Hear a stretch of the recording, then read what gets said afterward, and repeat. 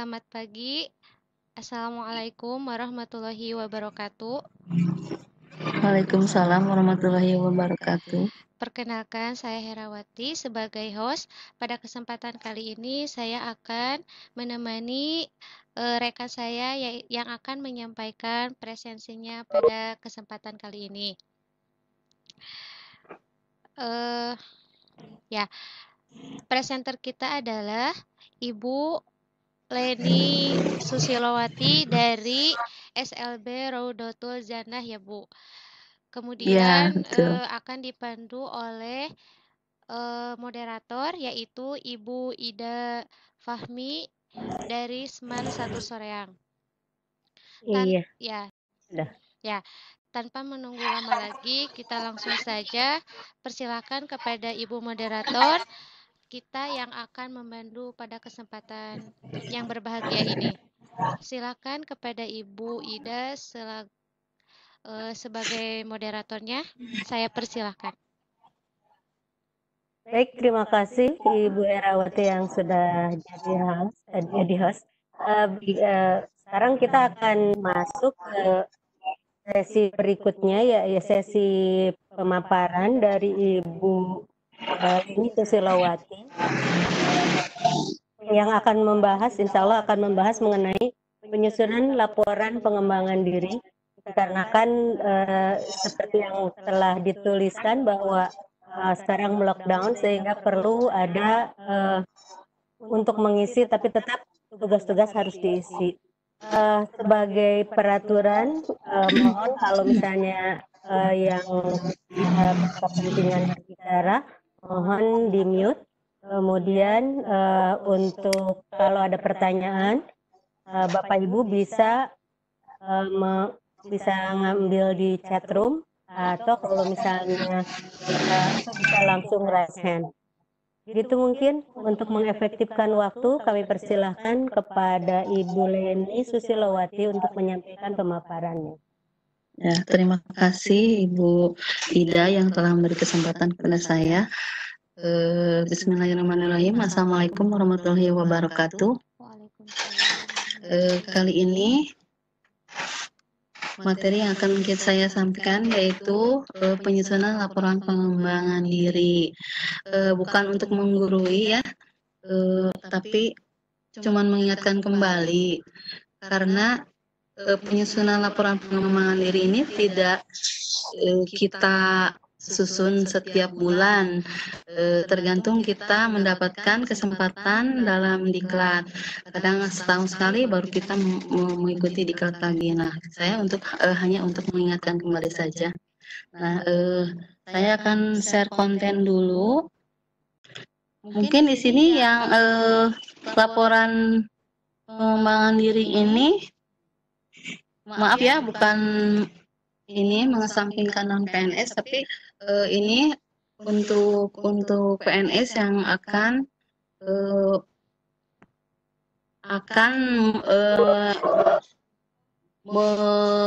mengajukan kenaikan pangkat atau golongan. Nah, ini judulnya penyusunan laporan pengembangan diri. Nah, pertama saya akan menjelaskan apa sih yang dimaksud dengan pengembangan diri, apa tujuannya, kemudian apa saja jenis pengembangan diri itu, bagaimana cara kita mendapatkan pengembangan diri, dan bagaimana cara penyusunan laporan pengembangan diri. Pengembangan diri yaitu kegiatan pengembangan kegiatan PKB adalah kegiatan yang dilakukan guru untuk untuk meningkatkan kompetensi dan keprofesiannya. Kemudian bertujuan untuk meningkatkan keprofesian yang bisa dilihat kontennya ya. Nah, jadi jelas sekali bahwa kegiatan ini, pengembangan diri ini sangat berguna sekali, banyak manfaatnya untuk meningkatkan keprofesian. Kemudian hasilnya kita bisa implementasikan kepada siswa, kemudian kepada rekan guru ya.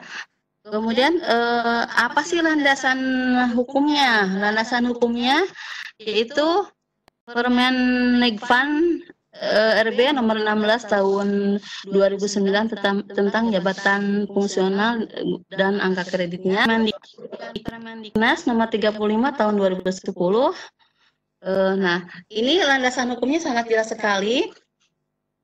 Dijabarkan dalam tabel ini. Nah, dalam tabel ini jenjang jabatan fungsional guru. Nah, di sini saya akan jelaskan manfaatnya ya, manfaat atau dari pengembangan diri ini. Nah, untuk kenaikan pangkat di sini yang Bu Ida ya, Bu Ida sekarang golongan berapa Bu Ida? Saya baru Oh, Bu Ida sudah 4A ya. Nah, sudah 4A, berarti kebutuhan Bu Ida untuk naik ke 4B itu di sini ya. Di sini ke 4B. Jadi kebutuhan Bu Ida angka kreditnya 150. 150. Nah, ini bisa ini angka kredit kumulatif yang dibutuhkan Bu Ida untuk naik ke 4B. 150 angka kreditnya. Nah, angka kredit dari GG 119 ini kemudian AKP angka kredit dari PKB. Angka kredit dari PKB itu Bu Ida membutuhkan pengembangan diri yang ini. Kemudian 12 pikinya yang dibutuhkan Bu Ida 12 pikinya. Kemudian 15 unsur penunjang. Nah, pengembangan dirinya Bu Ida 4 yang dibutuhkan Bu Ida. Jadi Bu Ida harus mengikuti kalau nilai angka kreditnya dari pengembangan diri itu 1, berarti Bu Ida harus mengikuti 4 kali diklat atau pelatihan. Gimana nilai jumlah muatan jamnya ya? Seperti kita ini PCT ini berapa? 32 jam. 32 jam itu 1 ya angka kreditnya Bu. Nah, berarti Bu Ida harus mengikuti lagi 3 angka kredit lagi ya untuk mencukupi ini. Nah, 12 ini angka kredit ini PIKI ya Bu, publikasi ilmiah, karya dan karya inovatif. Bisa kita menyusun TK, kemudian makalah. Nah, karya inovatifnya dari media itu membuat media seperti yang saya telah paparkan kemarin, saya membuat media itu alhamdulillah mendapatkan angka kredit. Nah, yang ini 15 itu angka kredit unsur penunjang. Nah, itu sebagai contoh saja ini Bu Ida ya. Bu Ida mau naik ke jenjang ke pangkat 4B. Nah, itu yang harus dimiliki oleh Bu Ida, harus dicapai. Nah, angka kredit golongan Bu Ida itu 4B 29,75 ya Bu ya. Ya, 29. Iya, 29,75. Itu saja. Nah, jadi untuk kami selain mendapatkan ilmu dari pelatihan ini yang akan diimplementasikan kepada siswa, juga ada nilai plusnya. Kami bisa mendapatkan nilai angka kredit. Nah, bagaimana caranya supaya pelatihan ini nah, sebentar ini macam-macam kegiatan pengembangan diri, diklat ya, kegiatan ilmiah, diklat, pelatihan, kemudian seminar. Nah, jenis-jenis pengembangan diri, diklat, pelatihan, kursus, KKG, MGMP, K3S, dan seminar. Diklat yang seperti kalau kita ini training tapi ada jumlah jamnya, berarti ada angka kreditnya. Kemudian kalau Ibu Ida MGMP ya Bu ya, mata pelajaran mungkin MGMP. Nah, ini musyawarah guru mata pelajaran. Kalau kami ini karena guru kelas KKG ya, bentuknya KKG. Kemudian angka kredit yang tadi jumlah jamnya, sekarang seminar. Seminar itu, nah ini nilai angka kreditnya sebagai pembahas atau makalah nilainya 0,2. Kemudian sebagai peserta 0,1. Kemudian KKG itu juga. Jadi kalau kita sebagai peserta hanya 0,1. Tapi ini bisa dikumpulkan, misalnya KKG pertemuannya 1 bulan sekali. kita bisa kumpulkan, kita buat materinya, kita ajukan kepada ketua gugus, kemudian ke dinas yang berwenang untuk membuat sertifikat. Bisa itu juga diajukan. Bagaimana supaya mendapatkan nilainya? Nah, ini dibutuhkan bukti fisik yang harus disertakan. Fotokopi surat tugas tentunya di awal kita minta surat tugas kepada kepala sekolah. Fotokopi sertifikat yang diklat yang disahkan ya. Fotokopi kita kan setelah ini mendapatkan sertifikat, nah itu juga difotokopi, dialisir ke kepala sekolah, kemudian laporan hasil penelitian yang dibuat oleh guru. Nah kita ini akan menyusun laporan pengembangan diri. Nah ini memuat judul diklat yang diikuti, kemudian kapan waktu pelaksanaan diklat, kemudian di mana kegiatan diklat diselenggarakan, tujuan dan penyelenggaraan diklat itu siapa. Kemudian bagian isinya, jadi ada bagian awal, ada bagian isi. Nah isinya dari kita uraikan materinya apa, materi yang kita tujuannya apa dari diklat ini, kemudian isinya apa, isi materinya, kemudian tindak lanjut dan dampaknya setelah kita melaksanakan pengembangan diri. Yang terakhir penutup. Nah, kemudian dilampirkan juga bagian akhirnya, dilampirkan. Ini kita buat bagan. Formatnya seperti ini, nama diklat, tempat kegiatan, jumlah jam kegiatan diklat, nama fasilitator si diklat, kemudian nama penyelenggara kegiatan dan dampaknya. Nah, itu mungkin bagian-bagian ketika kita akan membuat laporan pengembangan diri. Nah, ini saya akan mencoba membuka konten yang lain. Kita akan mempraktekkan cara penyusunan pengembangan diri ya. Kemudian lembaran kedua biodata, Ibu isi di sini fotonya, identitas Ibu, nama di mana, unit kerja, alamat rumah, dan alamat sekolah. Kemudian di sini lembar pengesahan. Nah, di sini kita isi koordinator PKB di sekolah Ibu siapa? Ya, di sini tuliskan koordinator PKB, kemudian di sebelah kiri kepala sekolah, ditanda tangan, ini juga ditanda tangan. Kemudian kata pengantar, biasa kita buat kata pengantar. Kemudian sekarang daftar isinya. Nah ini isi ya, sekarang udah masuk ke isi. Isi laporan. Nah judulnya tadi ya Bu ya. Waktunya judulnya yang tadi virtual. Koordinator, waktu daring, kemudian penyelenggaranya siapa Bu? Disdik dibantu oleh Sikis, Disdik, Prof Jabar ya. Ya, kemudian ada Prof Jabar, kemudian Tikomdik ya Neng? Iya Ibu, Tikomdik, kemudian sudah segitu. Sama Seameo Ibu. Seameo, betul penulisannya seperti itu. Seameo, iya. Ya. Jadi tiga lembaga yang mendukung acara ini. Banyak Ibu, sebentar belum. Ada SM. Iya. Juga kita Kitab Science. Ya, nanti lebih lengkapnya ya Neng ya.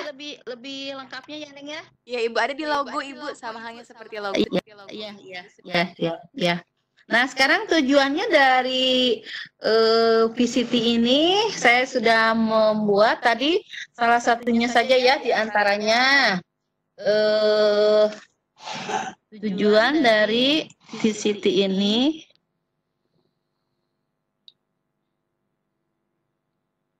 mengembangkan kemampuan ya.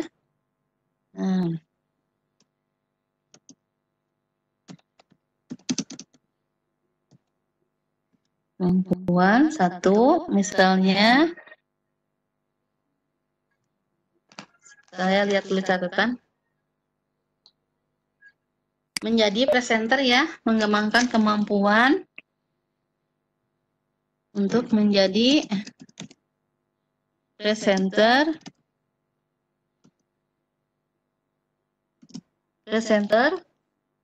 moderator,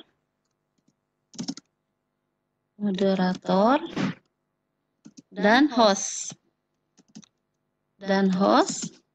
dalam melalui daring ya, bukan dalam melalui daring. Nah, itu diantaranya saja karena banyak tujuannya. Kemudian materinya kita bisa lihat dari kemarin sudah dijelaskan dari tiap widya suara. Kita bisa masukkan ke sini, tapi jangan semuanya, kita ringkas lagi menjadi beberapa poin.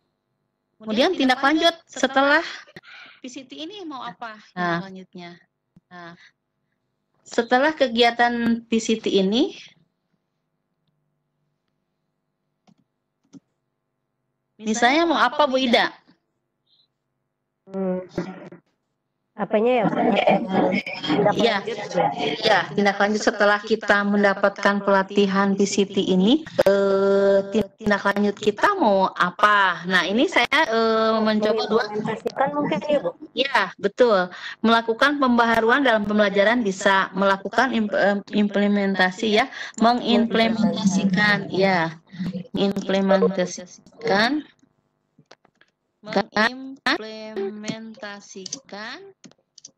apa bidang lengkapnya? Mengimplementasikan di program di masing-masing tempat kerja mungkin. Ya. Unit kerjanya ya Bu ya? Iya. Nah, itu. Kita 3 saja ya Bu, contohnya ya. Kemudian dampaknya Bu. Dampaknya nih. Ini saya dampaknya apa misalnya? Pelajaran menjadi lebih variatif ya Bu ya. Atau ya ada inovasi pembelajaran yang kreatif gitu ya. Inovasi pembelajaran yang pembelajaran menjadi lebih inovatif ya Bu ya. Oke, bagus. Pembelajaran lebih inovatif dan variatif. Ya. Ini itu. Nah, itu ya. Nah, ini bagian penutup. Dengan pelatihan kita menambah wawasannya apa saja kita uraikan. Nah, terakhir kita membuat bagannya nama diklat. Kemudian tempat kegiatan. Nah, di sini ditulis ya Bu ya. Apa perlu ditulis sekarang Bu atau cuman bisa ya Bu ya? Bisa. Ya, mungkin itu saja materi dari saya, mudah-mudahan bermanfaat dan mohon maaf kalau ada kekurangan. Saya serahkan lagi kepada Ibu Ida. Ya. Baik, terima kasih Ibu Le yang sudah memaparinya dengan baik. Berikutnya kami persilakan kepada partisipan. Kalau dilihat dari chat sih belum ada atau sudah paham. Ibu, saya mau bertanya. Ya, mangga. Pengembangan diri ada melalui KKG atau MGMP mata pelajaran. Nanti apa ya bentuk pelaporannya? Kalau misalkan seperti ini kan diklat ada sertifikatnya, terus kita buat. Nah, namun apabila yang kita ikuti itu adalah MGMP, misal pembuatan soal PAS atau pembuatan soal PA, bentuk buktinya itu seperti apa ya biar bisa dimasukkan ke pengembangan diri. Terima kasih Ibu. Ya, mangga. Ini Bu, ini permasalahan yang maaf ya. Ini suami saya juga untuk mulai ke pangkat yang lebih yang di atasnya itu terhambat dengan pengembangan dari diri ini karena saya lihat jarang sekali dinas Disdik Kabupaten memanggil untuk diklat ya. Kalau di provinsi alhamdulillah ya Bu Ida ya kita sering ada ya. Nah, saya sudah usulkan, saya memberi masukan gini caranya kita buat proposal atau jadwal MGMP mau pertemuannya berapa kali, apa dari 1 tahun itu apa 1 kali, 10 kali, misalnya 1 bulan sekali. Nah ya ini kan nilainya 0,1 ya, kita lihat nilainya 0,1 nih. Yang jadi peserta 0,1 nih nilainya. Sebagai peserta 0,1. Nah, untuk mendapatkan nilai 1 itu berarti harus 10 kali, Bu. Ini kan nilainya angka kreditnya. Ya, harus 10 kali berarti untuk mendapatkan nilai 1 itu. Nah, kita buat itu aja Bu, buat jadwal, buat proposal kita ajukan ke ketua KKG supaya dapat nilai. Kita buat bulan ke-1 tentang apa? Materinya disusun. Bulan kedua apa sampai ke-10 pertemuan ke-10.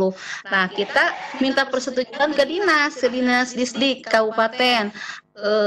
Mau mendapatkan sertifikat, kami telah melaksanakan KKG sebanyak 10, sertakan absen, sertakan jadwal pemateri siapa. Nah, kita mengajukan untuk sertifikat, kita buat mereka yang beliau yang berwenang yang menandatangani gitu. Ya berarti nanti harus 10 pertemuan dulu agar mencapai nilai 1 baru diajukan ke dinas. Ya gitu. Jadi dibuat jadwal dulu aja Bu ya, dibuat jadwal untuk 1 tahun. Materi seperti ini siapa pematerinya, kemudian disertakan absen. Nah itu kan bukti fisik ya Bu ya. Ya, kemudian kita membuat sertifikatnya beliau. Jadi harus ada nego dulu mungkin ya dengan yang berwenang Iya, mungkin betul. gitu. Maaf Bu Nila, ngajarnya di mana? Saya di SMPN 1 Cimaung, Bu. Oh, di Oke. SD ya. Kalau di SMP kan berarti MGMP ya Bu ya? Iya, MGMP Bu mata. Kalau SD Bu, SD guru kelas loh Bu. Ya, guru kelas ya Bu Nila. Enggak, guru mata pelajaran. Guru mata pelajaran. Oh, mata pelajaran. Betul. Kalau MGMP yang saya tahu, kita bisa mengadakan acara misalnya. Taruhlah kalau yang sudah biasa kita laksanakan kayak penyusunan soal kayak gitu ya Bu ya. Ya bisa Bu itu. Materinya jelas. Berapa pertemuan, nggak harus 1 kali pertemuan 3 hari kan, kalau 32 jam 4 hari memakan waktu 4 hari kalau misalnya mau 4 hari ya. Iya, 4 hari kalau nginep gitu ya. Nah, kalau misalnya taruhlah kita mau melalui MGMP bisa, asal nanti bentuknya kayak workshop atau sertifikatnya memang ada sertifikat yang intinya. Sekarang saya seringkali melihat ada sertifikat yang tanpa nomor dan itu nggak bisa sama sekali dipakai. Iya, makanya harus mengajukan dulu Bu. Makanya harus ke dinas dulu. Kita kerjasama dulu dengan dinas yang berwenang untuk menandatangani sertifikat itu gitu. Iya betul.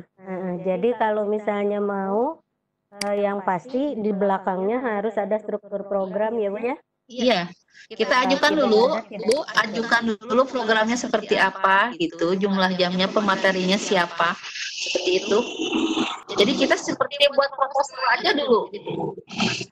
Pengajuan ke dinas, nah, beliau yang berwenang menandatangani sertifikat. Mungkin itu Bu Nila. Terima kasih, masih boleh. Mangga nih, mangga. Seperti ini ya Bu, seperti acara yang sedang kita ikuti, yang VCT ini, kita kan dapat surat tugas dari kepala sekolah. Ya. Ada tanda tangan telah melaksanakan tugas bagi penyelenggaranya. Nah, bagi kita ini yang istilahnya training secara online, nanti yang menandatanganinya siapa ya Bu kalau kita sudah melaksanakan tugas ini gitu? Oh, gini Bu, kita itu kan ada surat undangan. Kemudian ya surat undangan, bukti fisiknya bisa rekaman videonya, kemudian minta absen kan tiap presensi ada absen. Tiap pertampilan ada absen. Nah, itu aja dikumpulkan di print, Bu. Dengan surat undangan, dengan rekaman itu kita ke kepala sekolah. Nah, saya sudah selama lockdown saya melakukan mengikuti VCT itu aja bisa. Oh, berarti surat tugasnya nggak usah ditandatangan panitia penyelenggaranya Bu. Soalnya kan kalau saya ikut diklat PKB dan setiap hari Minggu itu dikumpulkan ya ada tanda tangan itu. Menandatanganinya tempat saya PKB-nya gitu Bu. Kalau ini yang menandatangani nanti kalau saya telah melaksanakan tugasnya siapa gitu? Apa tidak perlu ada form yang itu gitu? Oh, tidak ada pertama dulu gini, bukan dulu, sebelum daftar saya sudah laporan ke kepala sekolah, Pak saya mengikuti ini, saya share undangannya. Nah, beliau berarti kan tahu ya. Nah, nanti setelah kita ada masuk lagi kerja seperti biasa, minta aja surat tugasnya. Nah, dengan bukti yang tadi. Jadi beliau membuatkan surat tugas buat kita. Kalau menurut saya itu juga sudah cukup untuk kenaikan nih. Dengan bukti-bukti seperti itu. Terima kasih banyak Bu atas jawabannya. Iya, mangga. Assalamualaikum. Waalaikumsalam. Saya kadaluarsa itu kalau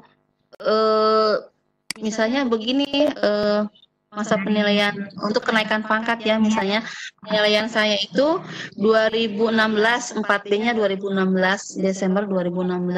Nah, di bulan Desember itu saya mengikuti pelatihan lagi. Nah, yang disebut kadaluarsa itu menurut penilaian angka kredit di situ, Neng. Itu kalau belum dipakai, misalnya saya kan sekarang Januari saya mendapatkan pelatihan. Nah, kenaikan berikutnya tahun sekarang 2020. Nah, itu tidak kadaluarsa karena penilaian terakhirnya sampai Desember.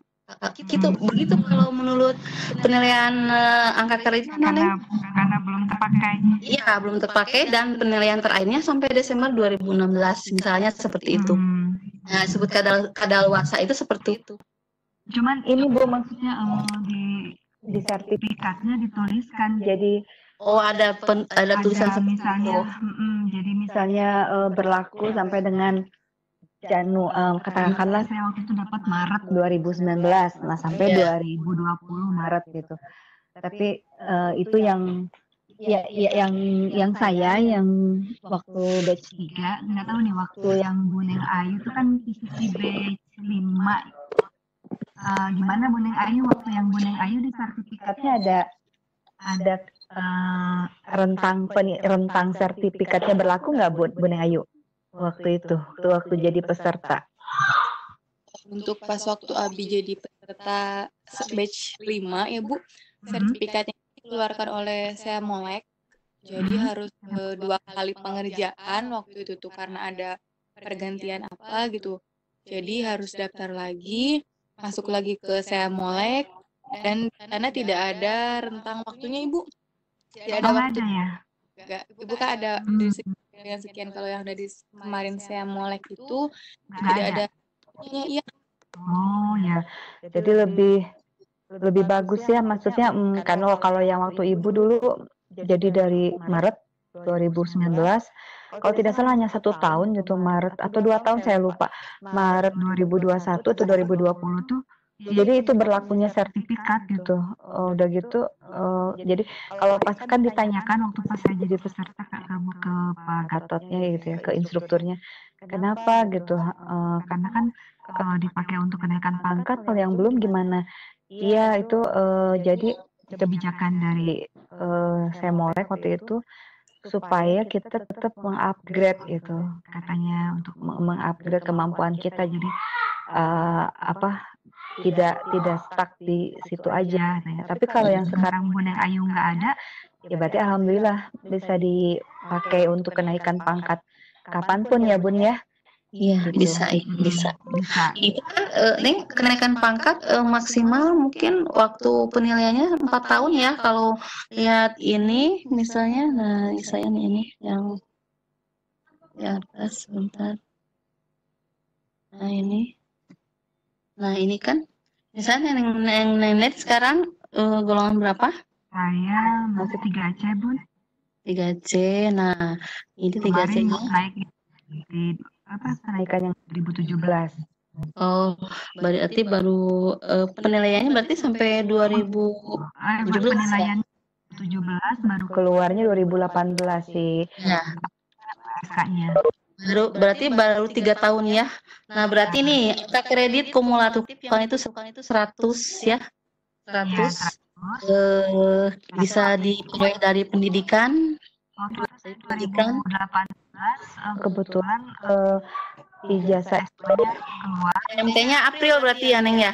TMT-nya April. Ya. Oktober. Iya, Oktober. Tapi tetap penilaian mah sampai Desember 2017 ya. Penilaian ya angka kreditnya. Nah, ini berarti yang dibutuhkan 100 ya, Neng ya, angka bisa diperoleh dari pendidikan yang linear tentunya. Kemudian PD-nya pengembangan dirinya 3. Ya. Kemudian karya PKB-nya 6. PKB-nya itu 6 ya. Ya, unsur Kalau yang pendidikan itu kan 50 ya Bun ya kalau linear. Kalau linear ya. Kalau tidak linear masuknya ke penunjang nantinya. Gitu. Kalau untuk kayak seperti ini ya, saya ikut menjadi instruktur gitu kan nanti dapat sertifikat. Berarti harus tetap ada surat tugas ya Bun ya. Ada surat tugas juga, iya. Kemudian laporan sama dilengkapi dengan sertifikatnya Bun. Ya, tetap harus syarat itu lampiran supaya dapat diperhitungkan angka kreditnya. Seperti saya juga kan, kalau misalnya tidak ada surat tugas, tidak ada undangan, tidak ada sertifikat ada pastinya sertifikat ada. Tapi waktu pengusulan kenaikan pangkat tidak disertai undangan, surat tugas dari kepala sekolah, kemudian laporan pengembangan dirinya tidak membuat, itu tidak akan diperhitungkan gitu. Jadi syaratnya seperti itu harus lengkap gitu. Kalau untuk pengembangan diri Bun seperti karya inovatif ya seperti pembuatan PTK gitu. Nah, wajib itu nggak Bun bikin dulu? Itu wajib. Maaf Neng, karya inovatif bukan PTK ya. Karya inovatif seperti media yang Ibu buat yang dipresentasikan waktu hari Rabu kalau tidak salah. Ya, karya inovatif itu ya alat peraga, media pembelajaran bisa berupa media gitu ya, media elektronik, media manual, itu bisa seperti itu. Kalau itu tadi apa PTK maksudnya ke publikasi ilmiah Neng. Berarti itu harus ada diseminasi ya Bun ya? Diseminasikan. Kita diseminasikan minimal 15 orang dari beberapa, kalau kita kan gugus ya Neng. Jadi harus minimal 3 sekolah kalau tidak salah ya. 3 sekolah, ada absennya. Ya, ada absennya, absen peserta dilampirkan juga seperti itu. Berarti fisiknya foto juga harus disertakan. Kita sedang melaksanakan publikasi ilmiah. Kalau misalnya Bun, kalau publikasi ilmiahnya dalam bentuk seperti ini, Webex gitu online, udah ada yang mencoba nggak ya Bun ya? Jadi mungkin itu bentuknya apa ya? Diseminasinya jadi berbentuk seperti ini gitu. Oh gitu. Bisa jadi 0,2 Neng, jadi 0,2 nilainya. Cuma 0,2. Oh, kalau langsung, kalau dipublikasikannya diseminasikannya langsung beda lagi. Neng sebagai apa? Sebagai peserta apa instruktur ya? Enggak, misalnya yang publikasi ilmiah yang PTK misalnya kan harus didiseminasikan. Iya. Tapi kendalanya waktu misalnya kalau MGMP Iya. bisa. Kemudian dibuat seperti ini, Vicon ini, Mas. Oh, bisa sama aja nilainya. Tapi mungkin harus ada bukti videonya ya. Kalau misalnya dalam room meeting ini ya, Neng. Harus ada jadi kayak videonya. ada presensinya. Ya, ada presensi. Flyer mungkin ya. Ya, flyer itu. Terus videonya dimasukkan ke CD Neng bisa. Atau mungkin di sekolah aja nggak bisa ya Bunya, di sekolah aja. Tapi kita mengundang sekolah lain, Neng, misalnya 3 sekolah. Itu kan peraturannya seperti itu, harus jadi harus dari beberapa sekolah. Kalau kita ada di KKG, jadi kita undang di KKG gitu, di KKG dalam mendiseminasikan PTK yang kita susun itu gitu.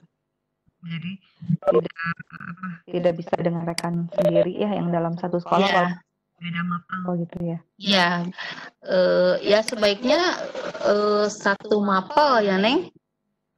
Iya. Kan itu kegunaannya bukan untuk kita saja, kita jadi sharing ke teman yang lain.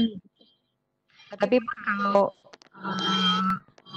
saya pernah ada bikin PTK, ada yang meninggal bikin kurang gimana nih? Teman saya pernah coba yang mau naik ke 3, kata dia daripada bikin PTK katanya lebih baik bikin karya, lebih baik membuat karya inovatif yang dimuat di jurnal. Oh, ini. Ini soalnya gimana luplep? Jadi kalau misalnya udah terbit di jurnal, nggak perlu lagi diseminasi gitu. Maksudnya kalau di PTK kan harus diseminasi. Kalau ini kan kalau di terbit jurnal itu udah ada nilai, udah berarti udah disasah berarti ya udah. Nah gini ya, kalau maaf ya Uni SLB untuk SLB guru SLB tetap bukti fisik harus ditampilkan, ada foto diseminasi dari tiap PTK itu harus ada absennya gitu. Kemudian tadi apa gimana jurnalnya? Jurnal akhirnya dia nasional atau jurnal yang internasional. Oh, iya, internasional. Di universitas gitu Bun, kalau ada seminar gitu. Ya.